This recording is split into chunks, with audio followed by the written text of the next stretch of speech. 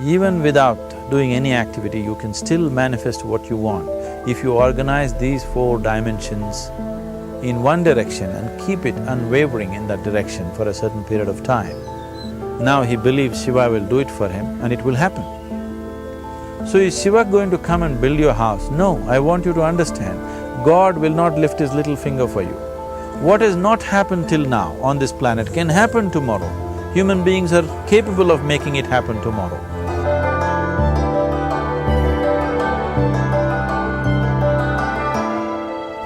Everything we as human beings have created on this planet was essentially first created in our minds. All that you see, which is human work on this planet, first found expression in the mind, then it got manifested in the outside world.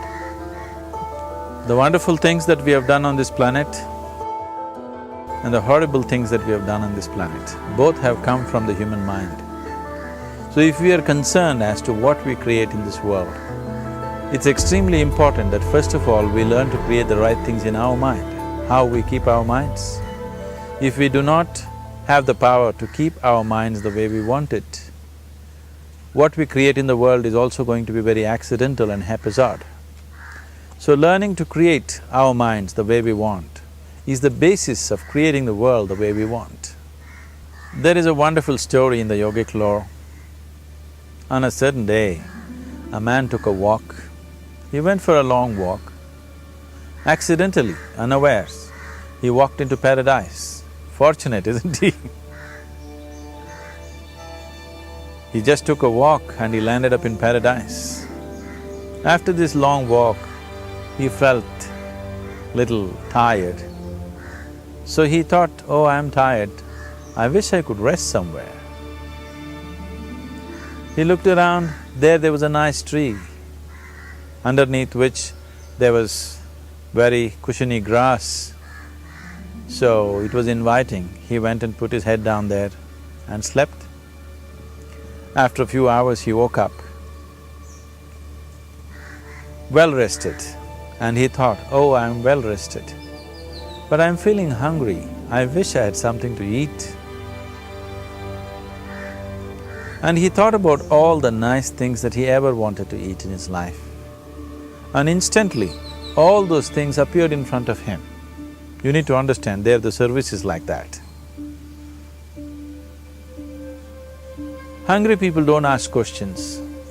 Food came and he ate. Stomach became full. Then he thought, oh, my stomach is full, I wish I had something to drink.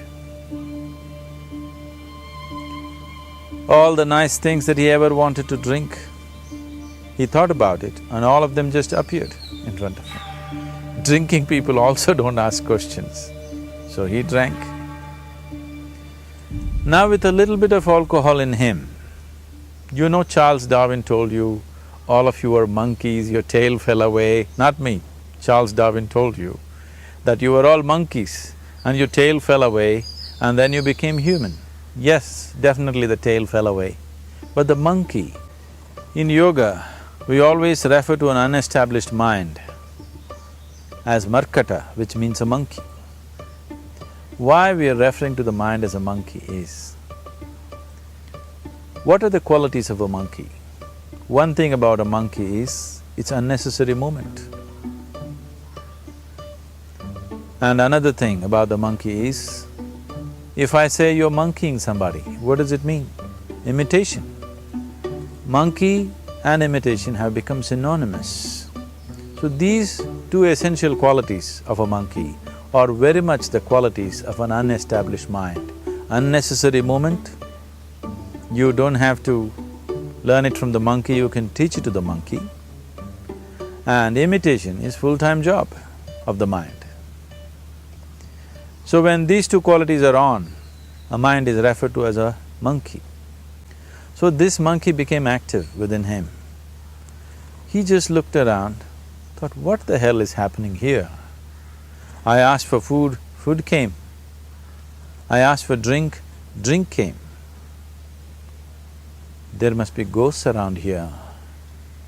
and ghosts came.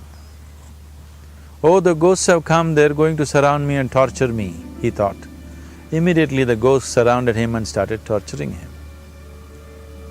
Then he started screaming in pain and said, oh, they're going to kill me, and he died. Just now he said he's a fortunate being. The problem is he was sitting under a kalpavriksha or a wishing tree. He asked for food, food came, he asked for drink, drink came, he asked for ghost, ghost came, he asked for torture, torture came, he asked for death, death happened. Now don't go looking for these kalpavrukshas in the forest. You can barely find a tree these days. A well-established mind, a mind which is in a state of samyukti, is referred to as a kalpavriksha. If you organize your mind to a certain level of organization, it in turn organizes the whole system. Your body, your emotion, your energies, everything gets organized in that direction. Once all these four dimensions of you, your physical body, your mind, your emotion and the fundamental life energies are organized in one direction, once you are like this, anything that you wish happens without even lifting a little finger actually. It would help to assist it with activity, but even without doing any activity, you can still manifest what you want if you organize these four dimensions in one direction and keep it unwavering in that direction for a certain period of time. Right now the problem with your mind is, every moment it is changing its direction. It is like you want to travel somewhere and every 2 steps if you keep changing your direction, the question of you reaching the destination is very remote unless it happens by chance. So, organizing our minds and in turn organizing the whole system and these four basic dimensions of who you are right now in one direction, if you do this, you are a kalpavruksha yourself. Anything that you wish will happen. But right now, if you look at your lives, everything that you have wished for till now, if it happens, you have finished. Everything and everybody that you have desired for, if all of that lands up in your house today, could you live with that?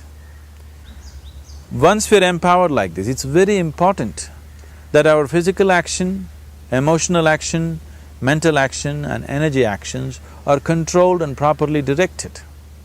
If it is not so, we become destructive, self-destructive. Right now, that is our problem. The technology, which is supposed to make our life beautiful and easy, has become the source of all the problem that we are destroying the very basis of our life, which is the planet. So what should have been a boon, we are making a curse out of it. What has brought incredible levels of comfort and convenience to us in the last 100 years or so has also become a threat to our life simply because we are not conscious action, we are in a compulsive state of action. So organizing our minds fundamentally means moving from a compulsive state of activity to a conscious state of activity. You might have heard of people for whom they asked for something and beyond all expectations it came true for them. Generally this happens to people who are in faith. Now, let's say you want to build a house. If you start thinking, oh, I want to build a house. To build a house I need 50 lakhs, but I have only 50 rupees in my pocket. Not possible, not possible, not possible. The moment you say not possible, you are also saying I don't want it. So on one level, you're creating a desire that you want something, on another level, you're saying I don't want it. So in this conflict, it may not happen. Someone who has some faith in a god or in a temple or whatever, who is simple-minded, faith works only for those people who are simple-minded. Thinking people, people who are too much thinking, for them it never works. A childlike person who has a simple faith in his god or his temple or whatever, he goes to the temple and says, Shiva, I want a house. I don't know how, you must make it for me. Now in his mind there are no negative thoughts. Will it happen? Will it not happen? Is it possible? Is it not possible? These things are completely removed by this simple act of faith. Now he believes Shiva will do it for him and it will happen. So is Shiva going to come and build your house? No, I want you to understand, God will not lift his little finger for you. What you refer to as God is the source of creation. As a creator, he has done a phenomenal job, there's no question about it. Could you think of a better creation than this? Is it in anybody's imagination to think anything better than what is there right now? So as a creator, he has done his job wonderfully well. But if you want life to happen the way you want it, because right now, the very crux of your happiness and your well-being is this: if at all if you're unhappy, the only and only reason why you're unhappy is life is not happening the way you think it should happen. That's all it is. So if life is not happening the way you think it should happen, you're unhappy. If life happens the way you think it should happen, you are happy. It's as simple as that. So if life has to happen the way you think it should happen, first of all, how you think, with how much focus you think, how much stability is there in your thought, and how much reverberance is there in the thought process will determine whether your thought will become a reality or is it just an empty thought. Or how you do not create any impediments for your thought by creating negative thought process. This possible is something possible or not possible, is destroying humanity. What is possible and not possible is not your business, it's nature's business. Your business is just to strive for what you want. Right now you're sitting here, if I ask you two simple questions, I want you to just look at this and answer this. Right now from where you're sitting, can you just fly off? You say no. Right now from where you're sitting, can you get up and walk? You'll say yes. What is the basis of this? Why you say no to flying and yes to walking? Because past experience of life, many times you've gotten up and walked, never did you fly off. Or in other words, you're using the past experience of life as a basis for deciding whether something is possible or not possible. Or in other words, you have decided that what has not happened till now cannot happen in your life in future. This is a disgrace to humanity and the human spirit. What has not happened till now on this planet can happen tomorrow. Human beings are capable of making it happen tomorrow. So what is possible and what is not possible is not your business. That is nature's business. Nature will decide that. You just see what is it that you really want and strive for that. And if your thought is created in a powerful way, without any negativity, without any negative thoughts bringing down the intensity of the thought process, the first and foremost thing is you must be clear what is it that you really want.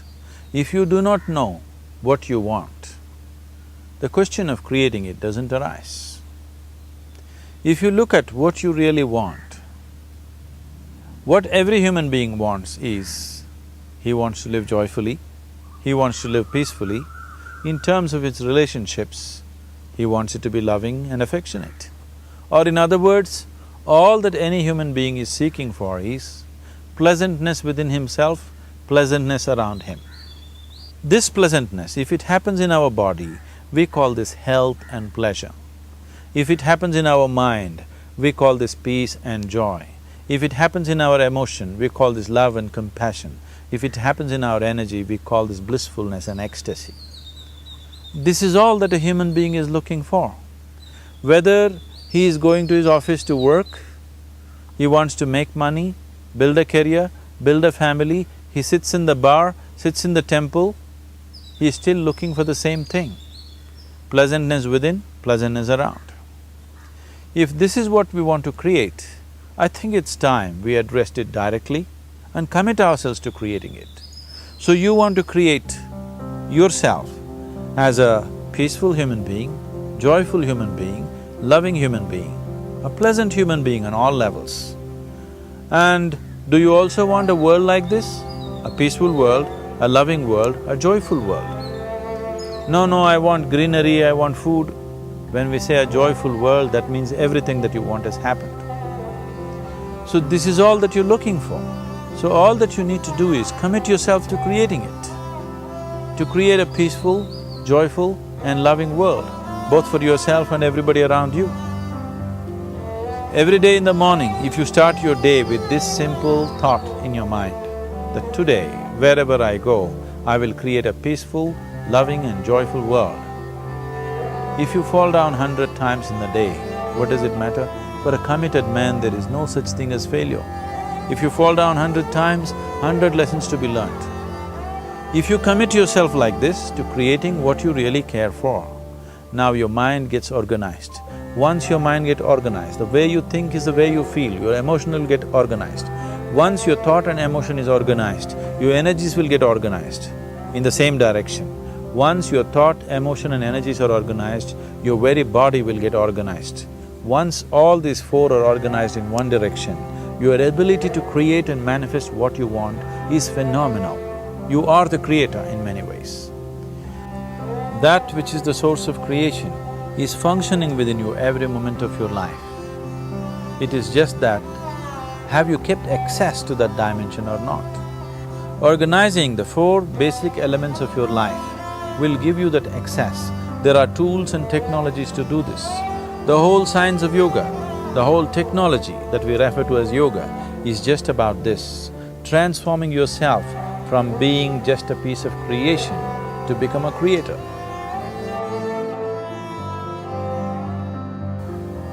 It is my wish and my blessing that every human being in this world should have this access to the source of creation within himself so that he can function here as a creator, not just as a piece of creation.